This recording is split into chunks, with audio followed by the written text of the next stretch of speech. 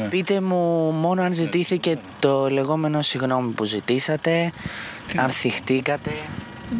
Ό,τι είχα πει το ίδιο εξακολουθεί να ισχύει. Υπάρχει μια περίοδος, όχι τεράστια φαντάζομαι, περιμένουμε ανταπόκριση, από εκεί και πέρα το χρονοδιάγραμμα έχει κατατεθεί δημοσίως. Σας έχει στείλει μήνυμα η Κατερίνα, διότι είναι ένα άτομο που τα κάνει αυτά, παίρνει τηλέφωνο, όταν αδικήσει κάποιον. Τσου. Όλα αυτά τα χρόνια σας έχουν πάρει κι άλλοι όπως την Κατερίνα? Τι σου είπα, ότι έχω δουλειά, εντάξει. Τώρα μην κάνουμε ανασκόπηση, δεν χρειάζεται. Τα καινούργια τα είπαμε. Εύχομαι καλά Χριστούγεννα, καλή Πρωτοχρονιά και πάντα λέω έναν ύμνο.